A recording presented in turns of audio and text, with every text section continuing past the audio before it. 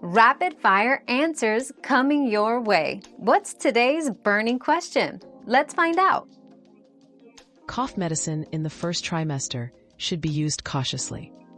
Ingredients like dextromethorphan and guaifenesin are usually low risk, but some additives can be harmful. Always check with your healthcare provider before taking any medication to keep you and your baby safe.